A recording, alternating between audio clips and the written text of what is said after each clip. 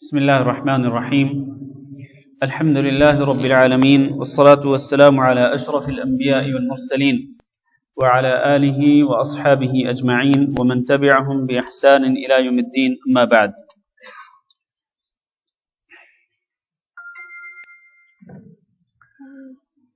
السلام. محترم بھائیوں اور دوستوں اور لائق احترام ماؤں اور بہنوں، آج ہم سورۃ النساء کی آیت نمبر 80 سے آیت نمبر 80 سے شروع کرتے ہیں۔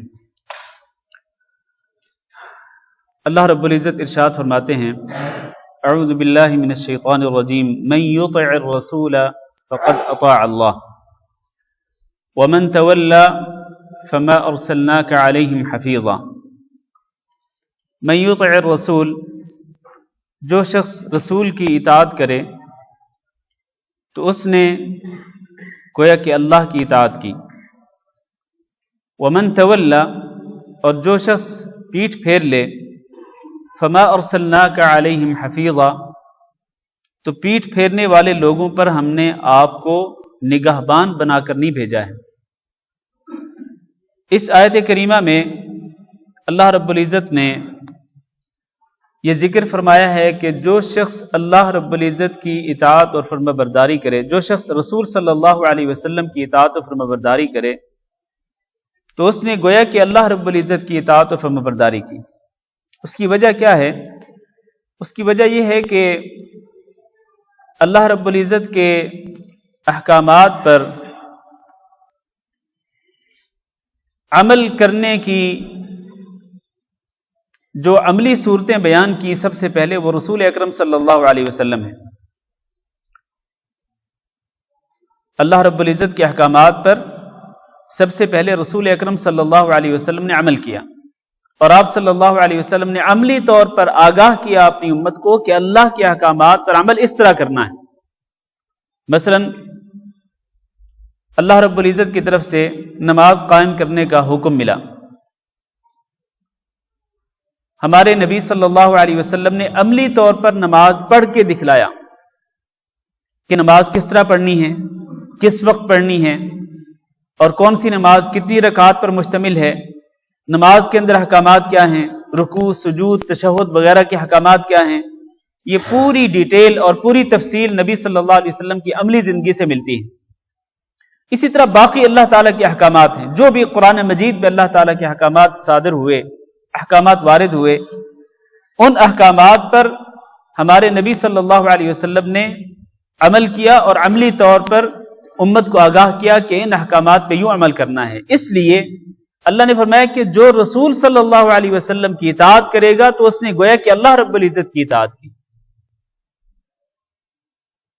لہذا اس سے یہ ثابت ہوتا ہے کہ رسول اکرم صلی اللہ علیہ وسلم وہ شخصیت ہیں کہ جو واجب الاتباع ہیں، جن کی اتباع کرنا، جن کی پیروی کرنا، جن کی اطاعت و فرمانبرداری کرنا واجب ہے، لازم ہے ہر مسلمان مرد پر اور ہر مسلمان عورت پر، کیونکہ اللہ تعالیٰ نے رسول صلی اللہ علیہ وسلم کی اطاعت کو اپنی اطاعت قرار دیا ہے۔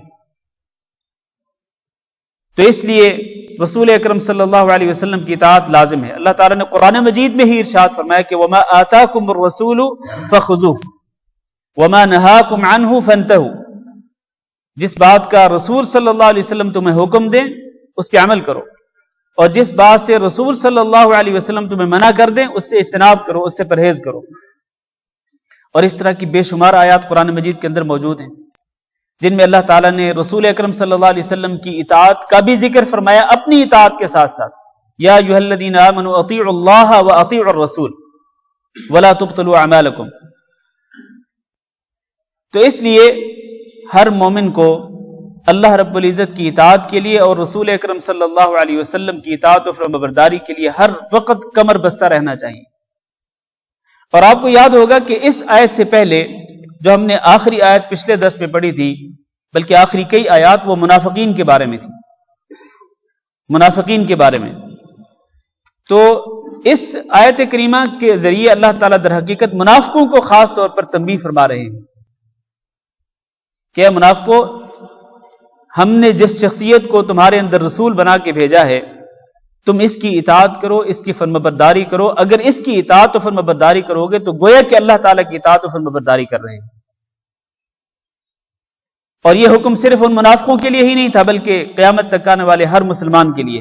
اس کے بعد تنبیہ فرمائی کہ ومن تولا، جو شخص رسول صلی اللہ علیہ وسلم کی اطاعت و فرمانبرداری کرنے سے منہ موڑ لے گا، پیٹھ پھیر لے گا، تو اللہ تعالیٰ فرماتے ہیں ما ارسلناک علیہم حفیظا، تو ہم نے آپ کو ایسے لوگوں پر، یہ جو پیٹھ پھیر کر آپ کی اطاعت اور فرمانبرداری سے منہ پھیرنے والے جو لوگ ہیں، ہم نے آپ کو ان پر نگہبان بنا کے نہیں بھیجا ہے کہ آپ زبردستی ان کو منوائیں، زبردستی اپنی اطاعت و فرمانبرداری کرائیں. نہیں، یہ آپ کی ذمہ داری نہیں ہے.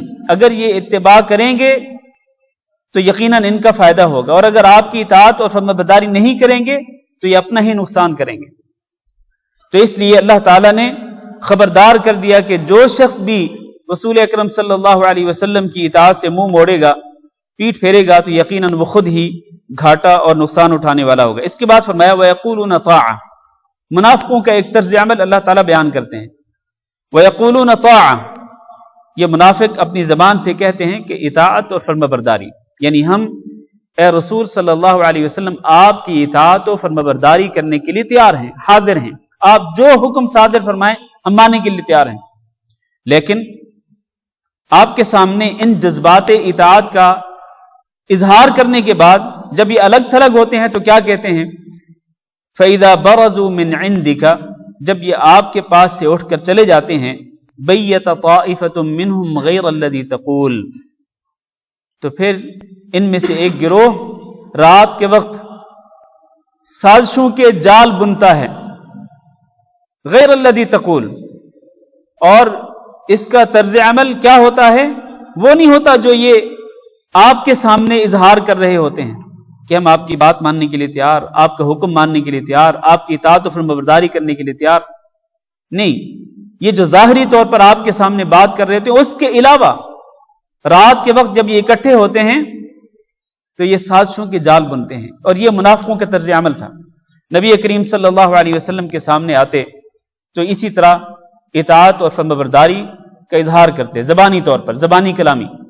لیکن جب الگ تھلگ ہوتے، اور خاص طور پر مدینہ منورہ میں رہنے والے یہودیوں کے ساتھ ان کا گٹھ جوڑ ہوتا، تو پھر رسول اکرم صلی اللہ علیہ وسلم کے خلاف، اسلام کے خلاف، مسلمانوں کے خلاف یہ سازشیں بناتے تھے.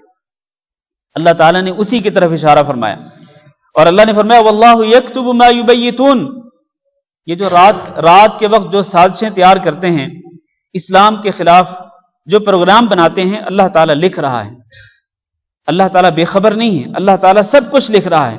لہذا فاعرض عنہم، اے محمد صلی اللہ علیہ وسلم آپ ان کی پرواہ نہ کریں، ان سے اعراض کریں. وتوکل علی اللہ، اور اللہ پہ توکل اور بھروسہ کریں. یہ جو بھی سازشوں کے جال بنتے رہیں، جو بھی یہ پروگرام بناتے رہیں آپ کے خلاف، اسلام کے خلاف، مسلمانوں کے خلاف، آپ پرواہ نہ کریں. وکفی باللہ وکیلا، اللہ تعالیٰ ہی بہترین کارساز ہے، اور اللہ تعالیٰ ہی بطور وکیل اور بطور کارساز کافی ہے. جب اللہ تعالیٰ آپ کے ساتھ ہے تو پھر آپ کسی کی کوئی پرواہ نہ کریں. یہ منافق چاہے جو مرضی پروگرام بناتے رہیں، آپ ان سے اعراض کریں، ان کی پرواہ نہ کریں، اور صرف اللہ رب العزت پر بھروسہ کریں، اللہ پہ توکل کریں. تو اس سے یہ ثابت ہوتا ہے کہ اگر ایک شخص میدان دعوت میں کام کر رہا ہو، ایک شخص ہو یا ایک جماعت ہو، فرد ہو یا کوئی ادارہ ہو، کوئی جماعت ہو، جب وہ میدان دعوت میں کام کر رہا ہو اور اس کی دعوت قرآن و حدیث پر مشتمل ہو، تو اس کو اپنے مخالفین کی پرواہ نہیں کرنی چاہیے.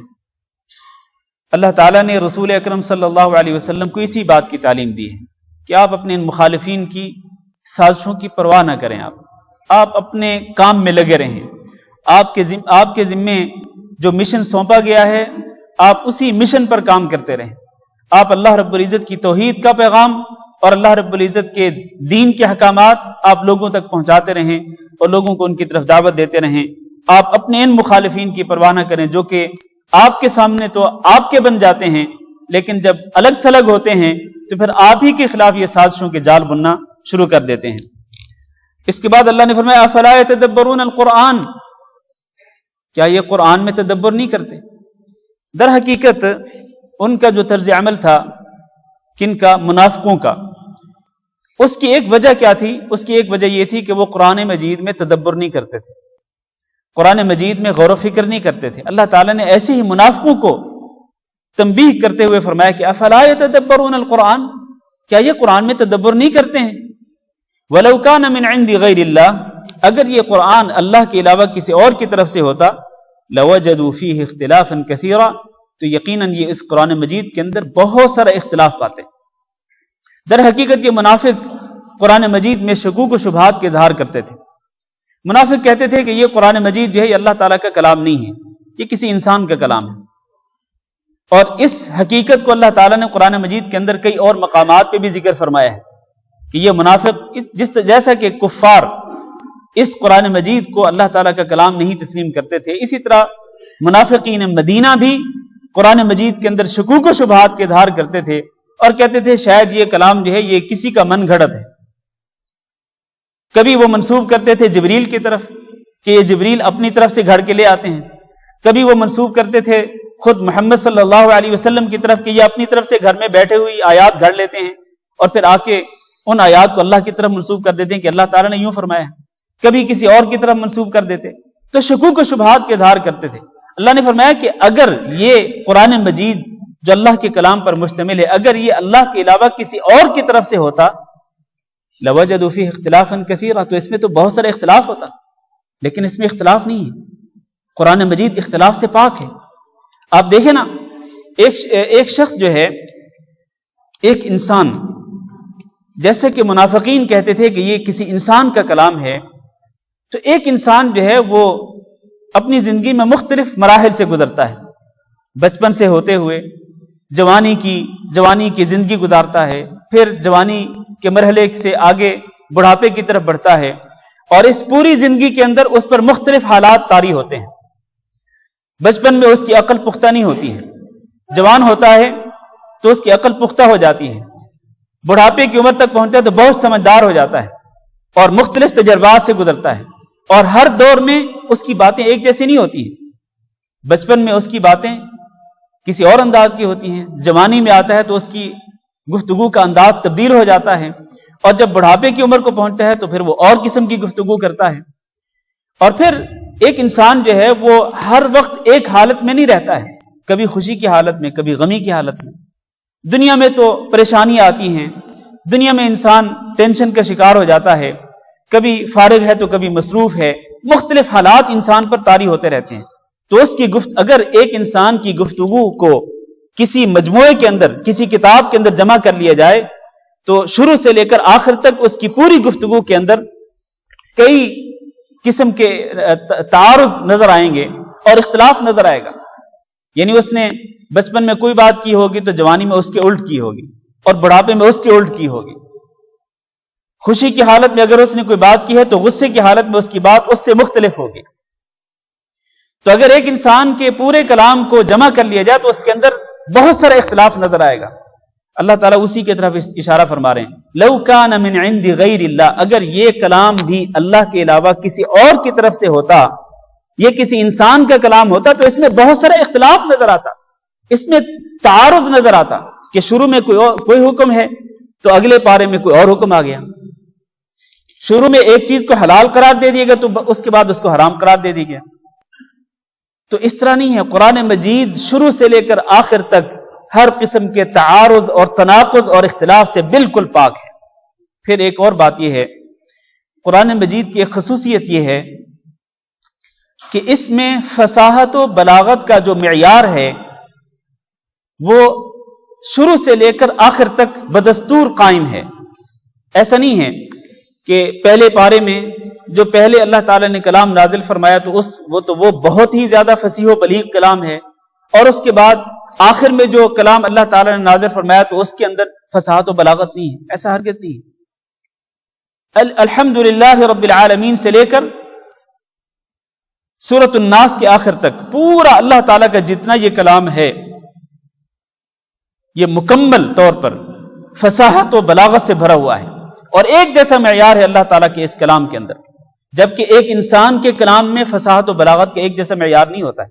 آپ دیکھ لیں، کوئی رائٹر کوئی مصنف اس کی کسی کتاب کو اٹھا کے دیکھ لیں، اگر شروع والے جو اس کے صفحات ہوں گے ان کے اندر ہو سکتا ہے اس نے اپنے ادبی جو مہارت ہے اس نے وہ ادبی مہارت دکھلائی ہو، فصاحت و بلاغت، اس کا کلام جو ہے وہ بہت ہی جامع ہو، فصیح اور بلیغ ہو، لیکن آگے چل کر اس کے کلام میں تبدیلی آ جاتی ہے، وہ فصاحت و بلاغت نہیں رہتی ہے۔ یہ انسان ہے، انسان تو نقائص سے بھرا ہوا ہے، تو انسان کے کلام کے اندر یہ نقائص ظاہر ہو سکتے ہیں، لیکن یہ اللہ تعالیٰ کا کلام ہے، یہ نقائص سے پاک ہے، یہ عیوب سے پاک ہے۔ یہ جیسا کہ شروع میں فصیح و بلیغ تھا، اسی طرح آخر تک یہ فصیح و بلیغ ہی رہا، فصاحت و بلاغت کے ساتھ یہ قرآن مجید بھرا ہوا ہے۔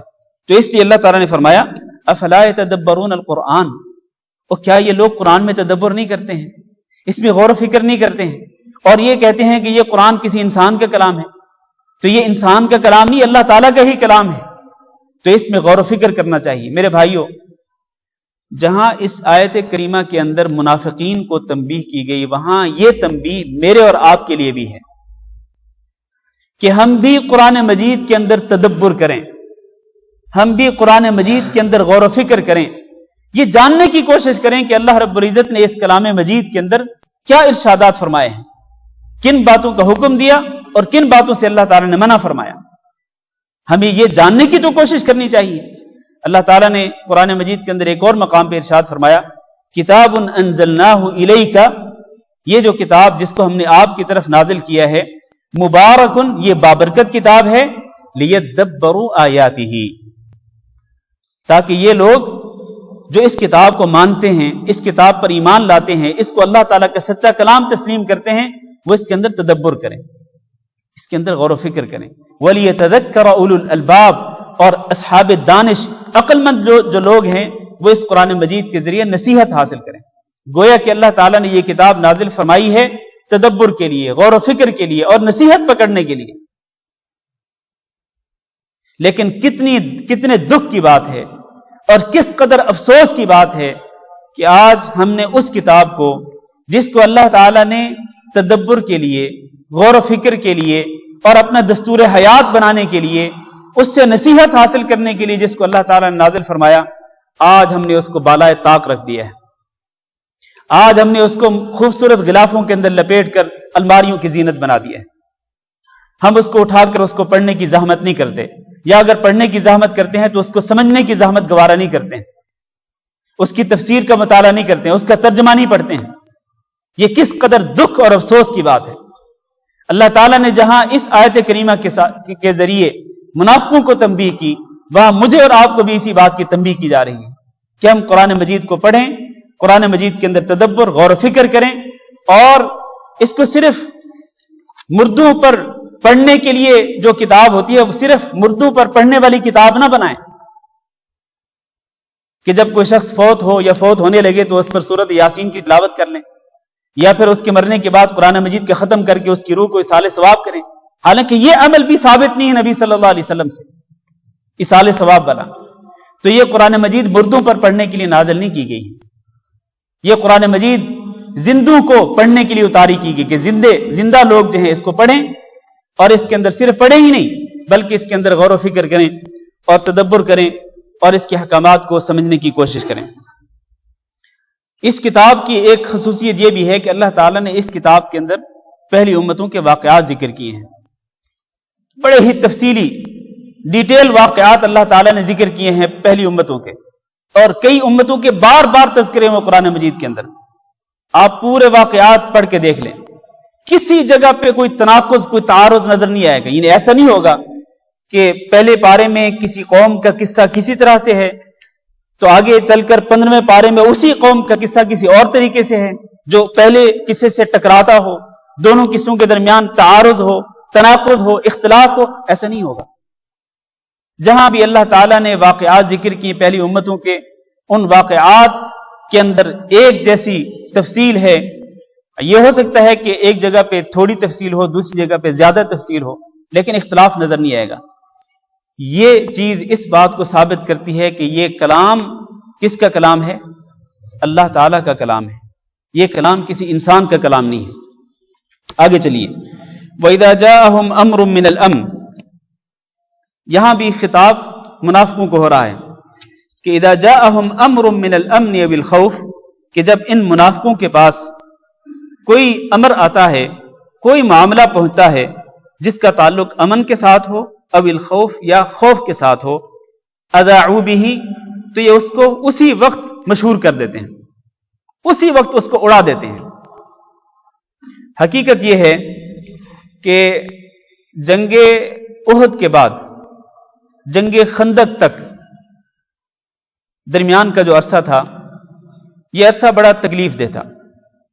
اس عرصے میں کفار سازشوں کے جال بن رہے تھے، اور ان سازشوں میں مدینہ میں رہنے والے منافق بھی ان کا ساتھ دے رہے تھے، مدینہ میں رہنے والے یہودی بھی ان کا ساتھ دے رہے تھے، اور ہر آئے دن کوئی نہ کوئی افواہ اڑا دی جاتی تھی کہ فلاں جگہ پہ کافروں کا اتنا بڑا لشکر تیار ہو چکا ہے جو مدینہ پر حملہ کرنے کے لیے تیاری کر رہا ہے، فلاں جگہ پہ اتنی بڑی فوج تیار ہو چکی ہے۔ ہر آئے دن کوئی نہ کوئی افواہ اڑا دی جاتی تھی، اور افواہ اڑانے والے کون ہوتے تھے؟ مدینہ میں رہنے والے منافق ہوتے تھے۔ اللہ تعالیٰ نے انہی کے بارے میں فرمایا وَإِذَا جَاءَهُمْ أَمْرٌ مِّنَ الْأَمْنِ أَوِ الْخَوْفِ، ان کے پاس جب کوئی معاملہ پہنچتا ہے، یعنی جب ان کے پاس کوئی خبر آتی ہے امن سے متعلق یا خوف یعنی جنگ سے متعلق، اذاعوا بھی، تو اس کو فوراً مشہور کر دیتے ہیں تاکہ مدینہ والے جو مسلمان ہیں ان کے اندر خوف و ہراس پھیل جائے، وہ دہشت زدہ ہو جائیں اور ہر وقت وہ خوف کے عالم میں رہیں، ان کو کبھی سکون کی نیند نصیب نہ ہو۔ تو مدینہ والوں کی نیندوں کو اڑانے کے لیے یہ لوگ ہر وقت اس طرح کی افواہیں اڑاتے تھے۔ اللہ نے فرمایا وَلَوْ رَدُّوهُ إِلَى الرَّسُولِ، اگر یہ لوگ ایسی کسی خبر کو رسول کی طرف لٹا دیتے، وَإِلَى أُولِي الْأَمْرِ، اور اہل علم کی طرف لٹا دیتے، منہم، جو ان میں سے ہیں، لَعَلِمَهُ الَّذِينَ يَسْتَنبِطُونَهُ مِنْهُمْ، تو اس خبر کی حقیقت کو معلوم کر لیتے وہ لوگ جو کہ اس خبر کی تہ تک پہنچ جاتے ہیں۔ یعنی بجائے اس کے کہ امن اور خوف کے متعلق یا جنگ کے متعلق کسی خبر کو سن کر اس کو مشہور کر دیں اور افواہ کو پھیلا دیں، اس کی بجائے اگر یہ اس خبر کو جو ان تک پہنچی تھی، اگر یہ اس خبر کو رسول صلی اللہ علیہ وسلم تک پہنچا دیتے، یا رسول صلی اللہ علیہ وسلم کے ساتھ جو علماء کی جماعت تھی، جیسے کہ ابو بکر صدیق رضی اللہ تعالیٰ عنہ، عمر بن خطاب رضی اللہ تعالیٰ عنہ، عثمان بن عفان رضی اللہ تعالیٰ عنہ، علی بن ابی طالب رضی اللہ تعالیٰ عنہ، خالد بن ولید رضی اللہ تعالیٰ عنہ، اور دیگر جو صحابہ کرام تھے جو آپ صلی اللہ علیہ وسلم کی کیبنٹ میں، آپ صلی اللہ علیہ وسلم کی کابینہ میں جن کا شمار ہوتا تھا، جن کے ساتھ آپ مشورہ کرتے تھے، اگر یہ لوگ ایسی کسی خبر کو رسول صلی اللہ علیہ وسلم کی طرف یا ایسے جو علماء صحابہ تھے ان کی طرف لٹا دیتے، تو اس کا فائدہ کیا ہوتا؟ اس کا فائدہ یہ ہوتا کہ یہ لوگ جو ہیں یہ اس خبر کی تہ تک پہنچ جاتے اور اس کی حقیقت کو پہچان لیتے کہ یہ جو افواہ ہے یہ سچی ہے یا اس میں کوئی حقیقت نہیں ہے، یہ جھوٹی خبر ہے۔ تو اس سے ثابت یہ ہوتا ہے کہ افواہوں کو پھیلانے سے پہلے افواہوں کے متعلق انسان کو تحقیق کر لینی چاہیے۔ خود انسان اگر تحقیق کر سکتا ہو تو ٹھیک ہے، لیکن اگر انسان خود تحقیق نہیں کر سکتا تو ایسی افواہوں کو لٹا دینا چاہیے۔ کن لوگوں کی طرف؟ ان لوگوں کی طرف جو کہ ارباب اختیار ہوں، اہل علم ہوں، جو سمجھدار لوگ ہوں، ان کی طرف ایسی چیزوں کو لٹا دینا چاہیے، ایسی خبروں کو ان تک پہنچانا چاہیے تاکہ وہ لوگ تحقیق کے بعد معلوم کریں کہ واقعتاً ایسی خبریں سچی ہیں یا یہ صرف اور صرف مسلمانوں کو بدنام کرنے کے لیے یا مسلمانوں پر خوف طاری کرنے کے لیے ان کو پھیلایا جا رہا ہے۔ تو وہ اس طرح کی خبروں کی تہ تک پہنچیں گے اور ایسی خبروں کی حقیقت کو پہچان لیں گے۔ اس کے بعد فرمایا وَلَوْلَا فَضْلُ اللَّهِ عَلَيْكُمْ وَرَحْمَتُهُ، اگر اللہ کا فضل نہ ہوتا اور اللہ کی رحمت تمہارے اوپر نہ ہوتی، لَاتَّبَعْتُمُ الشَّيْطَانَ إِلَّا قَلِيلًا، تو تم میں سے کم لوگوں کو چھوڑ کر زیادہ تر لوگ تم شیطان کی پیروی کرنے لگ جاتے۔ معنی یہ ہے کہ اگر اللہ تعالیٰ کا فضل نہ ہوتا، اللہ کی مہربانی نہ ہوتی، تو تم ان افواہوں کی رو میں بہہ جاتے۔ یہ افواہیں جو کہ یہ جو منافق لوگ پھیلا رہے ہیں، تم اے مسلمانوں، تم پر اگر اللہ رب العزت کا فضل نہ ہوتا، اللہ رب العزت کی مہربانی نہ ہوتی، اللہ کی رحمت نہ ہوتی، تو تم ان منافقوں کی پھیلائی ہوئی افواہوں کی رو میں بہ جاتے اور فتنے میں مبتلا ہو جاتے۔ لیکن اللہ تعالیٰ نے تمہارے اوپر اپنے فضل کو اور اپنی رحمت کو نازل فرمایا تو اللہ تعالیٰ نے تمہیں بر وقت ان کی پھیلائی ہوئی افواہوں کی حقیقت سے تمہیں آگاہ کر دیا تو تم شیطان کی اتباع کرنے سے بچ گئے۔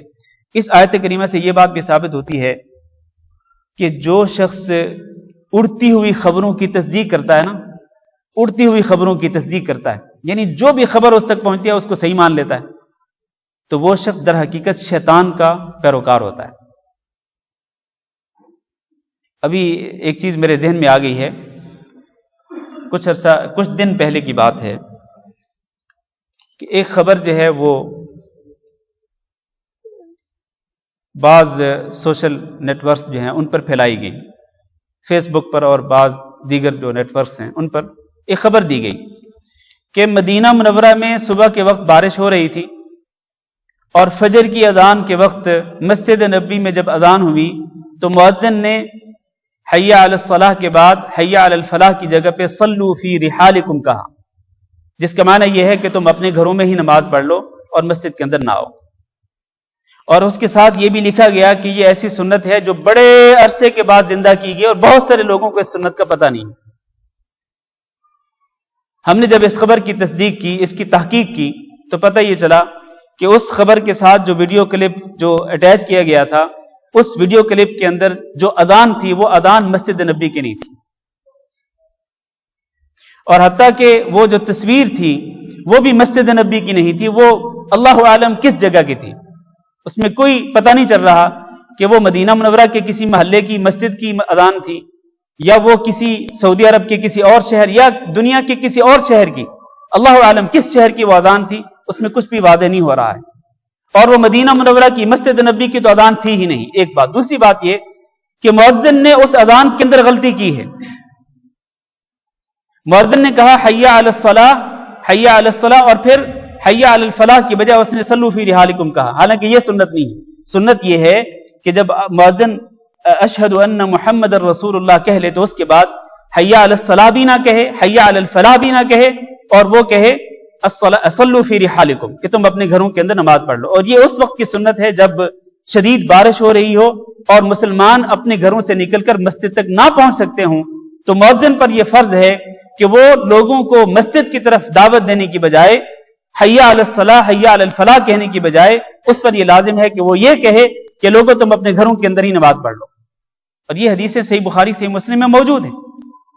لیکن یہ جو واقعہ ہے یہ واقعہ منسوب کیا گیا مسجد نبی کی طرف، مسجد نبی کے مؤذن کی طرف، اور پھر مؤذن نے اس میں جیسا کہ میں نے پہلے کہا اس میں غلطی بھی کی، اور حتیٰ کہ یہ جو الفاظ اس نے کہے صلو فی رحالکم کہنے کی بجائے اس نے کہا صلو فی رحالکم، تو یہ غلطی مسجد نبی کا مؤذن تو نہیں کر سکتا ہے کم از کم۔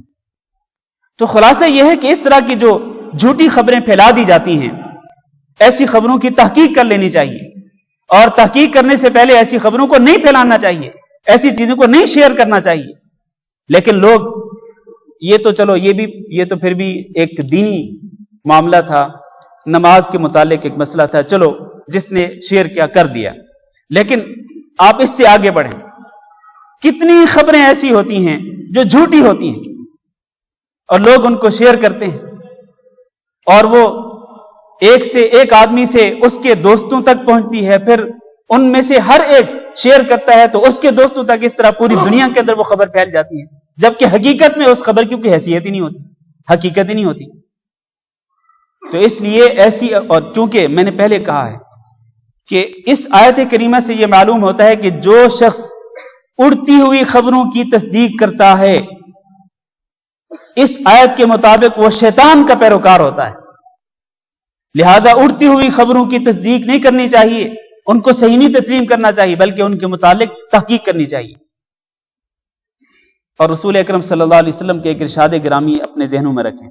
آپ نے فرمایا کفا بالمرء کذبا ان يحدث بكل ما سمع، ایک انسان کے جھوٹے ہونے کے لیے کافی ہے کہ وہ ہر سنی سنائی بات کو بیان کرنا شروع کر دے۔ ہر سنی سنی بات سچی نہیں ہوتی ہے، کئی باتیں سچی ہوتی ہیں تو بہت ساری جھوٹی بھی ہوتی ہیں۔ تو اس لیے انسان کو تحقیق کر لینی چاہیے، اور اڑتی ہوئی خبروں کو اور افواہوں کو صحیح نہیں مان لینا چاہیے، بلکہ ان کے متعلق انسان کو تحقیق کر لینی چاہیے. اس کے بعد اللہ نے فرمایا فقاتل فی سبیل اللہ.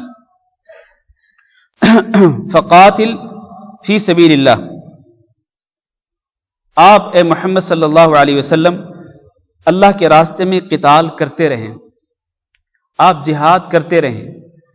یہ منافق چاہے جس طرح کی افواہیں اڑائیں، یہ چاہے جیسی سازشیں بنائیں، آپ ان کی پرواہ نہ کریں اور اللہ کے راستے میں قتال اور جہاد کرتے رہیں. لا تکلف الا نفسک، آپ کو پابند نہیں بنایا جا رہا مگر صرف آپ کی ذات کا. آپ تو اپنے مسئول ہیں اور اسی طرح ہر شخص اپنا مسئول ہے، کوئی شخص کسی کا مسئول نہیں ہے. تو اے محمد صلی اللہ علیہ وسلم آپ اپنی ذات کے مسئول ہیں، تو آپ جہاد کرتے رہیے، نہ صرف خود بلکہ وحرض المؤمنین، اور مومنوں کو بھی ترغیب دیجیے. جہاد خود بھی کرتے رہیں اور مومنوں کو بھی ترغیب دیتے رہیں. جب آپ خود بھی جہاد کرتے رہیں گے اور آپ کی ترغیب پر آپ پر ایمان لانے والے اہل ایمان بھی جہاد کرتے رہیں گے تو پھر کیا ہوگا؟ عسى اللہ ان یکف بأس الذین کفروا، بہت قریب ہے کہ اللہ تعالیٰ کافروں کی جنگ کو روک دے. جب آپ جہاد کریں گے، اہل ایمان بھی جہاد میں آپ کے ساتھ شریک ہوں گے، تو بہت ممکن ہے کہ اللہ تعالیٰ کافروں کے حملوں کو روک دے، کافروں کو پسپا کر دے، کافروں کو واپس پلٹنے پہ مجبور کر دے اللہ تعالیٰ. اور ایسے ہوا ہے کئی جنگوں کے اندر. جب نبی صلی اللہ علیہ وسلم جہاد کے لیے نکلے اور اسی طرح صحابہ کرام نے جہاد کیا تو کافروں کے کئی حملے پسپا ہوئے، کافر پیچھے ہٹنے پہ مجبور ہوئے. تو یہ اللہ تعالیٰ کی طرف سے در حقیقت ایک تو ترغیبی حکم ہے مومنوں کے لیے کہ وہ جہاد کرتے رہیں، دوسرا اللہ تعالیٰ کی طرف سے تنبیہ بھی ہے کافروں کو کہ چاہے جتنی مرضی آپ جنگ کریں، مسلمانوں کے خلاف چاہے جتنی مرضی فوج اور طاقت جمع کر لیں، اللہ تعالیٰ نے تمہیں پیچھے ہی کرنا ہے. اللہ تعالیٰ نے تمہیں شکست سے ہی دوچار کرنا ہے، تم کبھی اسلام پر اور مسلمانوں پر غالب نہیں آ سکتے ہو. واللہ اشد بأسا واشد تنکیلا، اور اللہ تعالیٰ بہت سخت ہے جنگ کے لحاظ سے اور بہت سخت ہے سزا دینے کے لحاظ سے. اللہ تعالیٰ جب سزا دینا چاہتا ہے تو پھر بڑی سخت سزا دیتا ہے. آپ جانتے نہیں ہیں کہ بدر کے میدان میں اللہ تعالیٰ نے کیسی سزا دی، کافروں کو کتنی کڑی سزا، رسوا کن ذلت آمیز شکست سے دوچار ہونا پڑا. باوجود اس کے کہ وہ طاقتور تھے، اللہ تعالیٰ نے مٹھی بھر مسلمانوں کے ذریعے ان کو ذلیل و رسوا کر دیا. یہ اللہ تعالیٰ کی طرف سے سزا تھی. یہ جنگ صرف مسلمان نہیں لڑ رہے تھے بلکہ اللہ تعالیٰ جنگ لڑ رہا تھا. اللہ تعالیٰ نے اس جنگ کے اندر فرشتوں کو مسلمانوں کی مدد کرنے کے لیے بھیجا. واللہ اشد بأسا، اللہ بہت سخت ہے جنگ کے لحاظ سے، کوئی طاقت اللہ پر غالب نہیں آ سکتی، چاہے کوئی کتنی بڑی پاور کیوں نہ ہو، وہ اللہ پہ غالب نہیں آ سکتی. اللہ تعالیٰ جب جنگ کرے گا تو پھر یقیناً اللہ کے دشمنوں کو ہی شکست ہوگی. اس کے بعد فرمایا من یشفع شفاعۃ حسنۃ یکن لہ نصیب منہا، جو شخص شفاعت کرے اچھی شفاعت، یکن لہ نصیب منہا، تو اسے اس میں سے حصہ ملے گا. ومن یشفع شفاعۃ سیئۃ، اور جو شخص شفاعت کرے بری شفاعت، یکن لہ کفل منہا، تو اسے بھی اس میں سے حصہ ملے گا. اس کا مطلب یہ ہے کہ ایک شخص اگر کسی اچھے مقصد کے لیے ایک حقدار کو اس کا حق دلانے کے لیے شفاعت کرتا ہے، ایک شخص کسی چیز کا حقدار ہے، دوسرا شخص اس کے حق میں شفاعت کرتا ہے کہ اس کو یہ حق دے دیا جائے، تو اس شفاعت کرنے والے کو اس شفاعت پر اس کے اجر و ثواب میں حصہ ملے گا. لیکن ایک شخص اگر کسی برے مقصد کے لیے شفاعت کرتا ہے، فرض کریں ایک شخص چور ہو، جج نے اس کے بارے میں فیصلہ کیا ہو کہ اس کو ہاتھ کاٹنے کی سزا دی جائے، یا پھر جج نے کسی کو جیل میں بند کر دیا ہو. اب ایک شخص آتا ہے چور کے حق میں سفارش کرتا ہے، چور کو چھڑوا لیتا ہے، اس کو رہائی دلوا دیتا ہے، تو یقیناً اس بری سفارش کے اندر شفاعت کرنے والے کو بھی گناہ ہوگا کہ اس نے جو سفارش کی ہے وہ ناحق سفارش کی ہے. ایک برے مقصد کے لیے اس نے سفارش کی ہے، لہذا اس میں شفاعت کرنے والے کو یقینی طور پر گناہ ہوگا۔ جیسا کہ اچھے مقصد کے لیے کسی حقدار کو اس کا حق دلوانے کے لیے ایک آدمی اچھی شفاعت کرتا ہے تو اس کو اجر و ثواب ملتا ہے، اسی طرح اس کو گناہ ملے گا، اس لیے کہ اس نے بری سفارش کی ہے، برے مقصد کے لیے سفارش کی ہے۔ لہذا انسان کو شفاعت کرنے سے پہلے سوچ لینا چاہیے جب اس سے شفاعت طلب کی جائے۔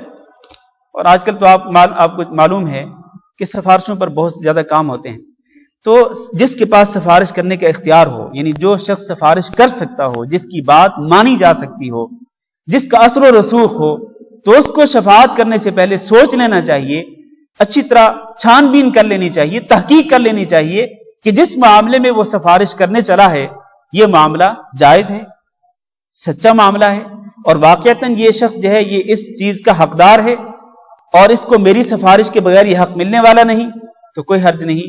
اگر یہ صورتحال ہو تو اس کے حق میں سفارش کرنی چاہیے، کرے گا تو اس کو اجر ملے گا۔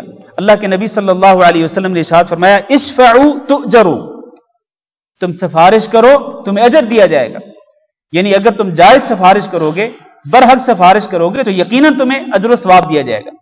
لیکن اگر ایک شخص کسی پر ظلم کرنے کے لیے یا کسی مجرم کو چھڑوانے کے لیے سفارش کرتا ہے، شفاعت کرتا ہے، تو یقیناً وہ شخص گناہ گار ہوگا۔ اسی کا اللہ تعالیٰ نے یہاں پر ذکر فرمایا وَكَانَ اللَّهُ عَلَى كُلِّ شَيْءٍ مُقِيتًا، اور اللہ تعالیٰ ہر چیز پر قادر ہے۔ وَإِذَا حُيِّيتُم بِتَحِيَّةٍ، اور جب تمہیں سلام کہا جائے فَحَيُّوا بِأَحْسَنَ مِنْهَا، تو تم اس سے بہتر سلام کا جواب دو، اور ردوها، یا کم از کم اسی کو لوٹا دو۔ یہاں اللہ تعالیٰ نے سلام کے کچھ آداب ذکر کیے ہیں۔ آپ کو معلوم ہے کہ سلام اسلام کے شعائر میں سے ایک شعیرہ ہے، یعنی اسلام جن چیزوں کے ساتھ پہچانا جاتا ہے ان میں سے ایک چیز سلام ہے۔ اللہ تعالیٰ نے مسلمانوں کو حکم دیا ہے کہ وہ آپس میں سلام کو پھیلا دیں۔ رسول اکرم صلی اللہ علیہ وسلم نے احادیث کے اندر اس کی ترغیب دی ہے کہ سلام کو پھیلا، افشوا السلام بینکم، آپس میں سلام کو پھیلا دو، عام کر دو۔ بلکہ ایک حدیث میں یہ بھی ارشاد فرمایا کہ جس کو پہچانتے ہو اس کو بھی سلام کہو، جس کو نہیں پہچانتے اس کو بھی سلام کہو۔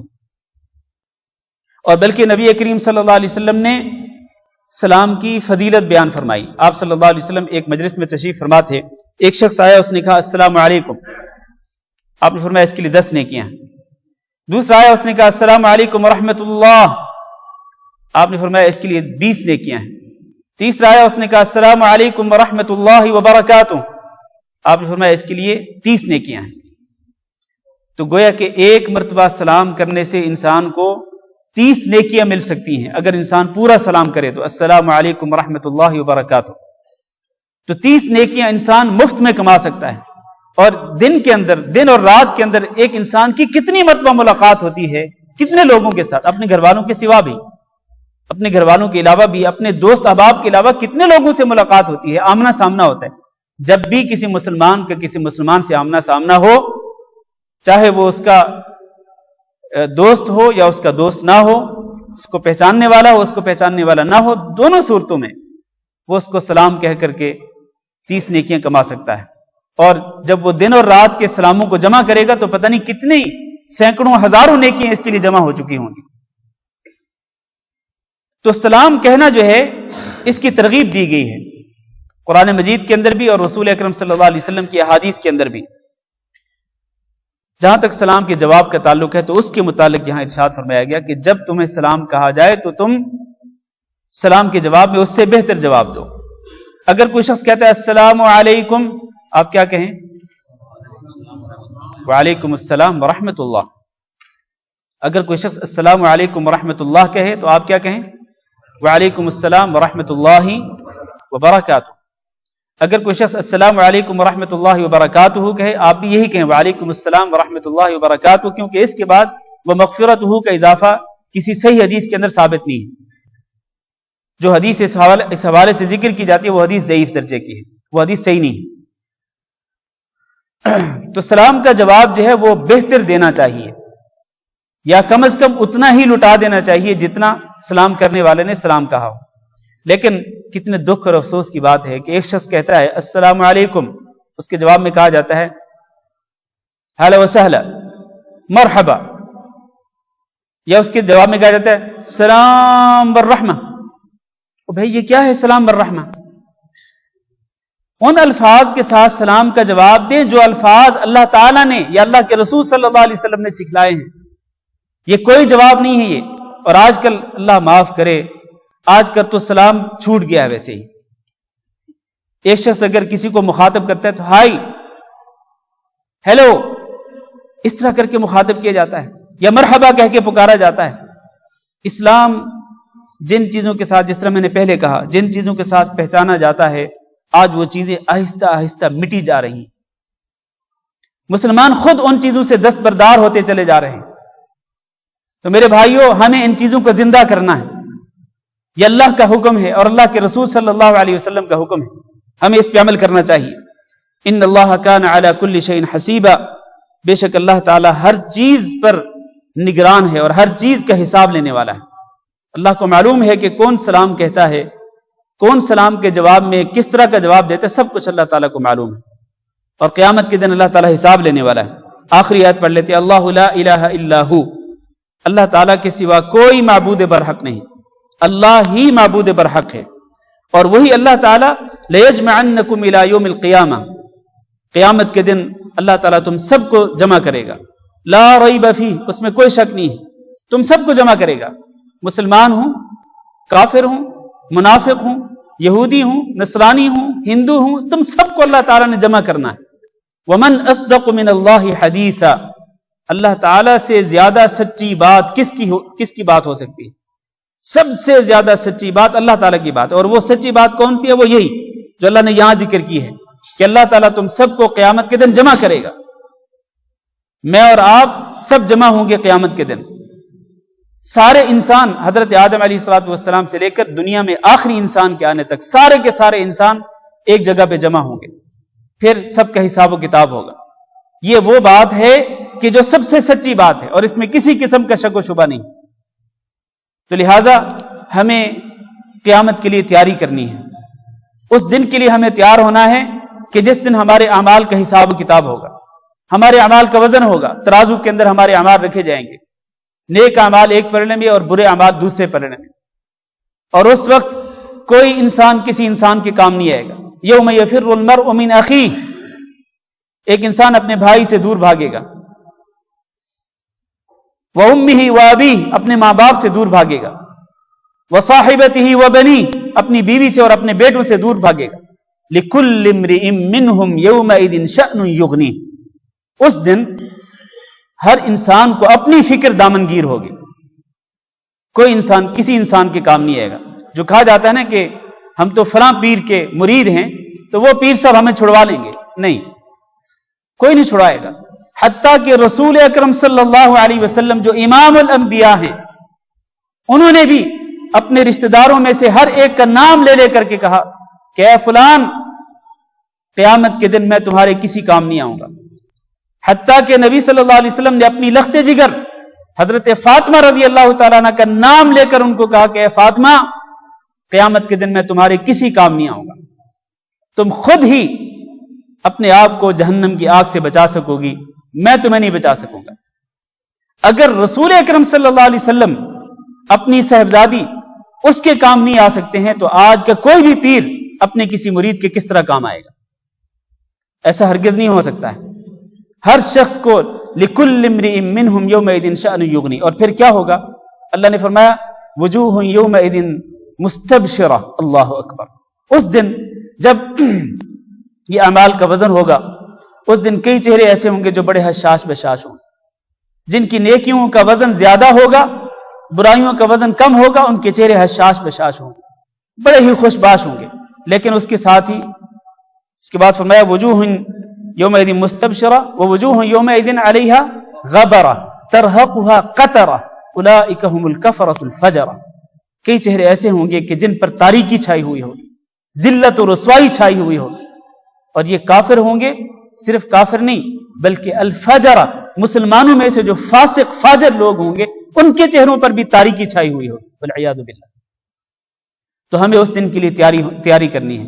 اللہ تعالیٰ سے دعا کرتے ہیں کہ اللہ رب العزت ہمیں قیامت کے دن اپنے فضل و کرم کے ساتھ ہم سب کو ہمارے نامہ اعمال ہمارے دائیں ہاتھوں میں پکڑا کر اللہ تعالیٰ ہم سب کو جنت الفردوس کے اندر داخل فرمائے، اور اللہ تعالیٰ ہم سب کو جہنم کے عذاب سے محفوظ رکھے۔ استغفر اللہ لی ولکم انہ هو الغفور الرحیم۔ آج در حقیقت میں تیاری تو کر کے آیا تھا، 1 منٹ بھائی بیٹھیں، تمام حضرات بیٹھے رہیں بس 2 منٹ کے لیے۔ میں تیاری کر کے آیا تھا کہ آج ہم 2 صفحے پڑھیں گے، 2 رکوع پڑھیں گے، یعنی اگلا جو رکوع آنے والا ہے میں وہ بھی پڑھانا چاہتا تھا، لیکن وقت زیادہ ہو چکا ہے۔ اصل میں 2 رکوع اس لیے پڑھانا چاہتا تھا کہ آئندہ جمعہ کو ہمارا پروگرام نہیں ہوگا۔ اس کی وجہ یہ ہے کہ جیسے کہ آپ کو معلوم ہے کہ آئندہ جمعہ کو ہمارا پکنک کا پروگرام ہے، جو صبح 8 بجے سے لے کر شام 4 بجے تک رہے گا، بلکہ 5 بجے تک وہ پروگرام رہے گا۔ ہم سب اس پروگرام میں مشغول ہوں گے، بلکہ اس پروگرام میں اس کی ابتدا میں جو پہلا درس ہے وہ میرا درس ہوگا انشاءاللہ، تو صبح صبح وہیں پہنچنا ہوگا، پھر اس کے بعد پروگرام میں مشغولیت۔ جمعہ انشاءاللہ میں یہاں اس مسجد میں پڑھاؤں گا، یہ سالمی میں جو مسجد ہے، جمعہ کے لیے مجھے یہاں آنا پڑے گا، پھر جمعہ کے بعد پھر واپس لوٹنا ہوگا، وہاں پر دوسرے جو پروگرام ہیں ان کو اٹینڈ کرنا ہوگا، اور وہ پروگرام تقریباً مغرب تک چلتے رہیں گے، تو سارے دن کی تھکاوٹ کے بعد آئندہ جمعہ کو وہ پروگرام نہیں ہو سکے گا۔ تو آپ سے گزارش یہ ہے کہ آپ اس پروگرام میں ضرور شریک ہوں۔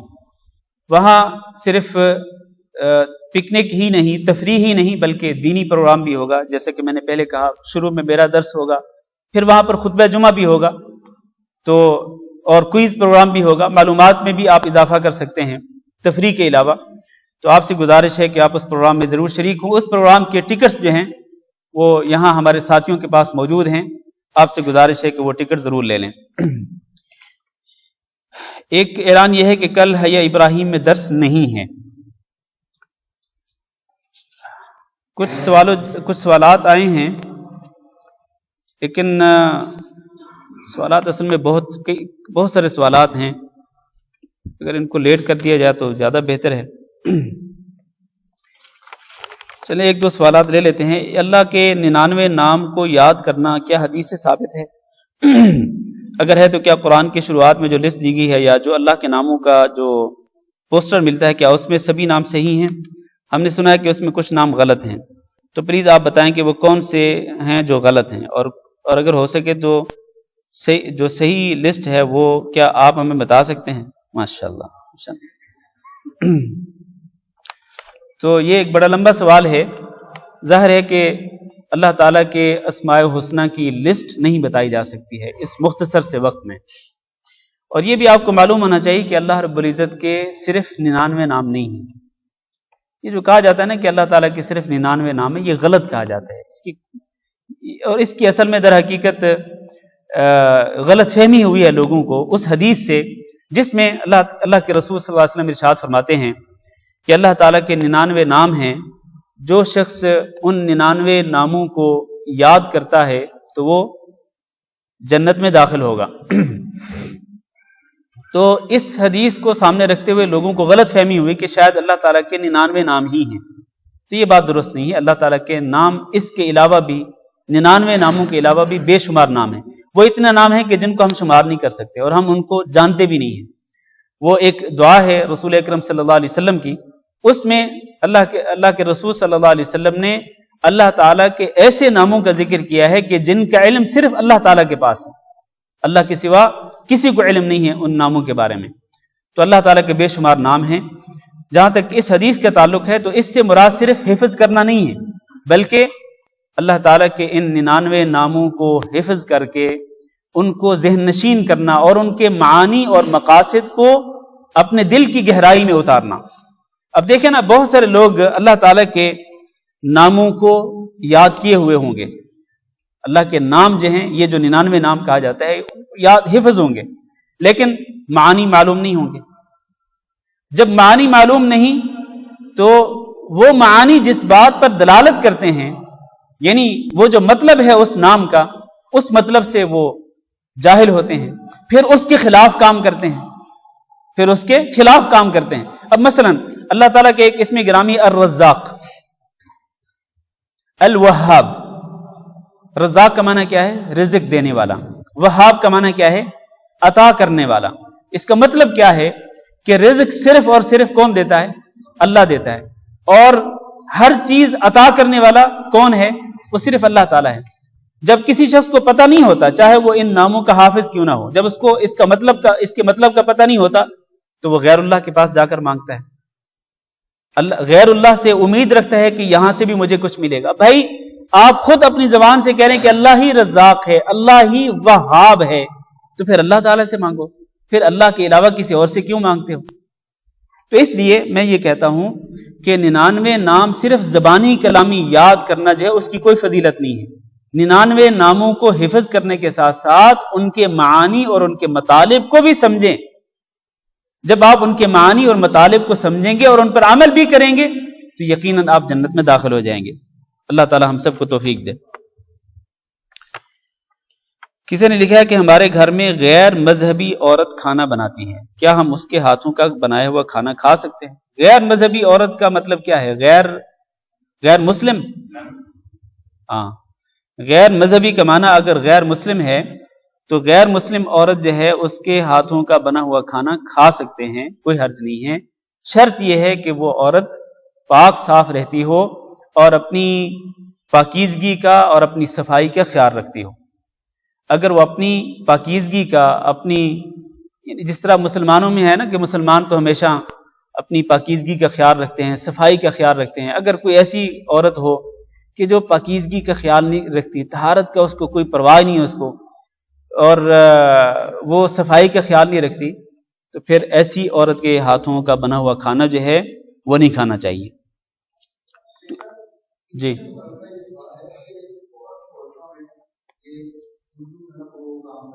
جی ہاں جی،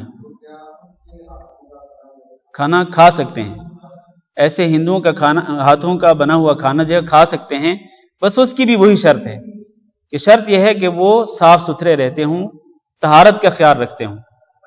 اچھا، اب آپ اگر کسی ہوٹل پہ گئے ہیں تو ظاہر ہے آپ کو تو نہیں پتا ہے کہ اس ہوٹل میں کام کرنے والے جو ہندو ہیں وہ اپنی طہارت کا، پاکیزگی کا، صفائی کا خیال رکھتے ہیں یا نہیں رکھتے ہیں، آپ کو تو نہیں پتا ہے۔ لیکن چونکہ آپ ایک اسلامی ملک میں ہیں اور ہوٹل کا مالک جو ہے وہ اگر مسلمان ہے تو یقیناً وہ اس بات کا خیال رکھتا ہوگا کہ اس نے اگر مسلمانوں کو کھانا کھلانا ہے تو ظاہر ہے پاک صاف ستھرا کھانا ہی کھلاتا ہوگا۔ تو ایسے لوگوں پر جو ہے وہ اعتماد کیا جا سکتا ہے، اس میں کوئی حرج نہیں، الا یہ کہ اگر آپ کو معلوم ہو کہ یہاں پر جو ہندو ہیں وہ بالکل صفائی کا خیال نہیں رکھتے، طہارت کا، پاکیزگی کا خیال نہیں رکھتے، تو وہاں پر کھانا کھانے سے اجتناب کریں۔ یہ آخری سوال ہے، سوالات تو اور بھی بہت سارے ہیں۔ کسی نے 5 سوالات کی لسٹ بھیجی ہے، اس پرچی میں 5 سوال ہیں اور ہر سوال جو ہے وہ تفصیل طلب ہے، تو میں اس کو لیٹ کرتا ہوں، مطلب اس کو مؤخر کرتے ہیں، انشاءاللہ پھر ان سوالوں کے جوابات دیں گے۔ بس یہ آخری سوال ہے کہ اگر کوئی شخص کویت میں اس کے انتقال ہو جائے تو اس کی نماز جنازہ اس کے ملک میں دفنانا ضروری ہے یا کویت میں؟ دیکھیں، ایک شخص اگر یہاں کویت میں فوت ہوتا ہے، وفات پاتا ہے، تو ظاہر ہے کہ وہ مسلمان ہے، تو مسلمان کو دفنانے میں تاخیر نہیں کرنی چاہیے۔ ہمارے نبی صلی اللہ علیہ وسلم نے حکم دیا ہے کہ میت کو اس کے انجام تک جلد سے جلد پہنچاؤ۔ اگر وہ صالح نیک ہے تو ظاہر ہے کہ اس کا جو انجام ہے وہ کیا ہے کہ اس کی قبر کو جنت کا باغ بنایا جانے والا ہے۔ تو دنیا کے اندر تو وہ سکون نہیں پائے گا، وہ جب تک وہ جنت کے باغ میں نہیں پہنچے گا اس کو سکون نہیں ملے گا۔ تو اس کو اس کے انجام تک جلدی پہنچائیں، کیوں آپ اس کو لیٹ کر رہے ہیں؟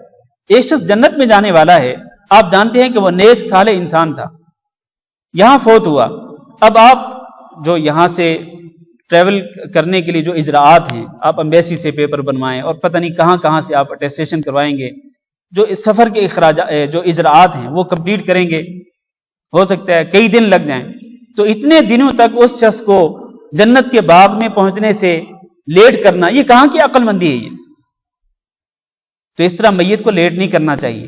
اور اگر برا ہے ایک انسان تو اللہ کے رسول نے فرمایا کہ اپنے کندھوں سے جلدی اس برے کا بوجھ جو ہے وہ اتارو۔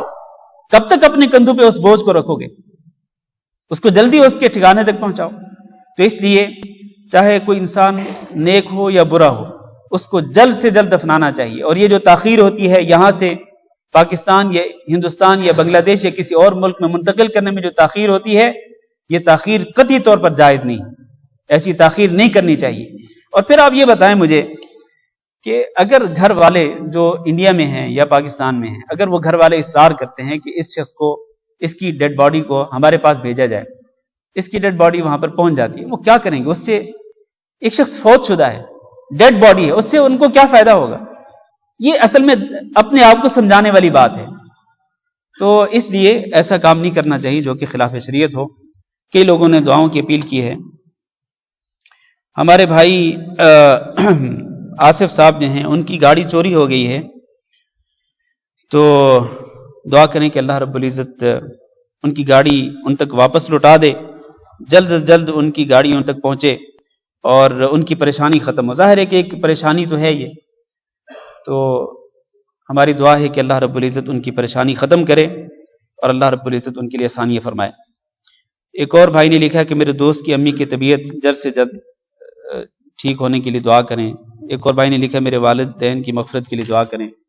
तो हम सब के लिए दुआ करते हैं, तमाम बीमारों के लिए दुआ करते हैं कि अल्लाह ताला तमाम बीमारों को शिफाए कामला नसीब फरमाए और अल्लाह ताला तमाम मुसलमान जो फौत हो चुके हैं, मर्द हों या औरतें हों, अल्लाह ताला सबकी मग़फ़िरत फरमाए और अल्लाह ताला सबकी कब्रों को मुनव्वर फरमाए। अस्तग़फिरुल्लाह ली व लकुम व जज़ाकुमुल्लाहु खैरा।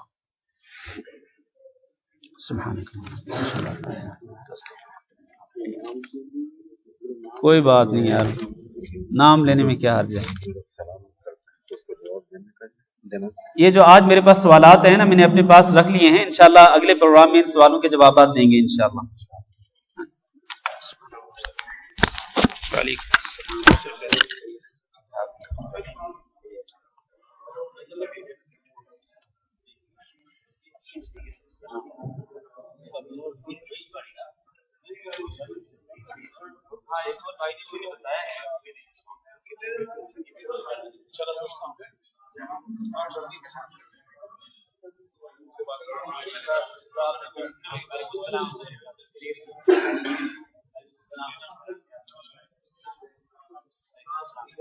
वो इंशाल्लाह उसकी तहकीक करते हैं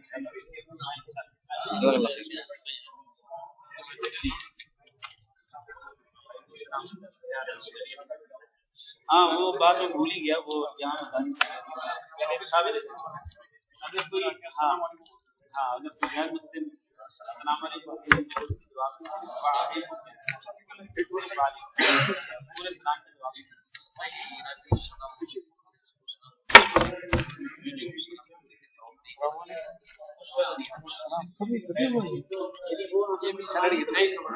घर से जॉब कर रही है, लेकिन देखिए होंगे ना कुछ है या नहीं, क्लू है वही फोर्ट फोकस ना किया कि नई गाड़ी लेते गैर मुस्लिम को सलाम 1.5 साल हो गया, पहल नहीं करनी, 1.5 साल, लेकिन नहीं अपनी तरफ से नहीं सलाम पेश करना चाहिए, लेकिन अगर वो आपको अस्सलाम वालेकुम कहे तो उसके जवाब में सिर्फ वालेकुम